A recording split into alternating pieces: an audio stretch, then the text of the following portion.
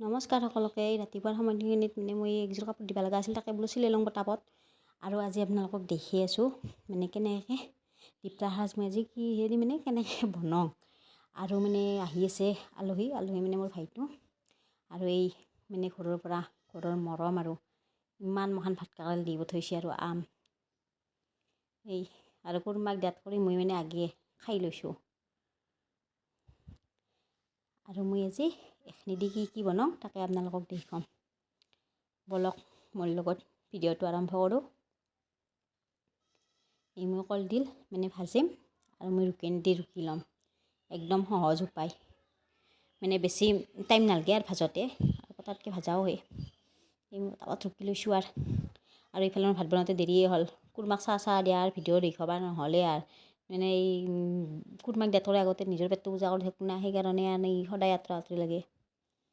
আৰু যিয়ে নহওক ঘৰৰ মানুহ নিজৰ মানুহখিনি আহি গ'লে সিমান আৰু দায়িত্ব নাথাকে, হ'ব দে খাব দে এনেই আৰু সেইকাৰণে আৰু বেছি সেই কৰা নাই। তথাপিতো দীপৰাৰ ভাত সাজটো পটাপট বনাবই লাগিব। তাকে বোলো কচু ভাজিম, কলডিল ভাজিম আৰু ডিমাই বনাম, বিশেষ আঞ্জা নহয় বাৰু। আৰু মাহৰ দালিটো আপোনালোকে দেখাই পাইছে, তাতে মই ভাত কেৰেলা আলুৱে একেলগে দিছোঁ উহবা, সেই উহে উঠি ভাজি ল'ম। এই মই কলডিল ভাজি আছোঁ, বিশেষ কৰি নাই। জ্বালা নিমখ হালধি তো বাৰু দিবাই লাগিব, পিঁয়াজ আৰু এনেকৈয়ে কলডিলখিনি ভাজিলোঁ।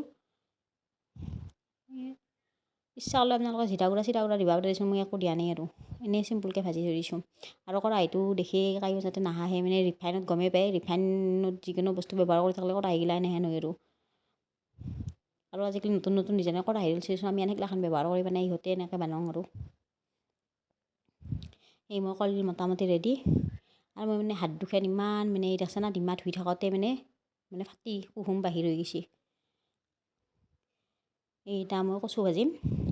কচুটো কৰি নেহুৰ অলপমান থেতলাই দিছোঁ আৰু পিঁয়াজ জ্বালা নিমখ এনেকৈ দি অলপমান চেনি দিবা পাৰে, চেনি দিলে অলপ সত্য হয়। আৰু জিৰা গুড়া নামমান দিছোঁ মই ঘৰ আগে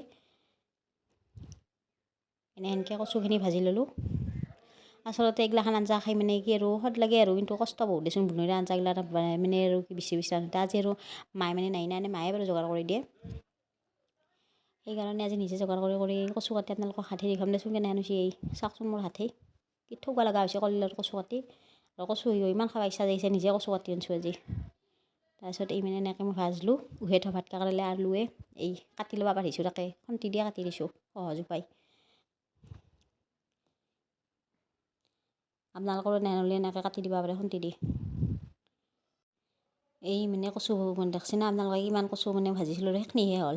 আৰু এই মই ইয়াতে ডিমা ভাজলোঁ এনেকৈ, তাতে অলপ হালধি নিমখ দি, আৰু সেইখিনি হৈছে ভাজাখন দেখল। আৰু এই কি জানে না আপোনালোকে, এই আলু এটা পিঁয়াজে আৰু সেনেকৈ দুটা কণ বিলাহী, এই গোটেইখিনি নহৰু আদা চব মিক্স কৰি জ্বালা চালাই সেইটো এটা আৰু কি বুলি কয় নাজানো আৰু, কিছুমান বস্তু নাহে দিয়ক, বেয়া চেয়া নাপাব।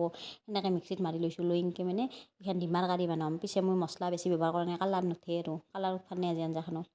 আৰু এনেকৈ আছিলে আজি দীপৰাৰ ভাত সাজ। এই হৈছে পদিনা মাছ চাটনি, আৰু বাকীখিনিতো আপোনালোকে গমেই পাইছে, মাহৰ দালি বনাইছিলোঁ। এনেকৈ আজি দীপৰাৰ সাজ দিলোঁ আৰু কুৰমাটো ঘৰৰে ডিমাই দি কি কৰিব আৰু অকস্মাত আহিছে।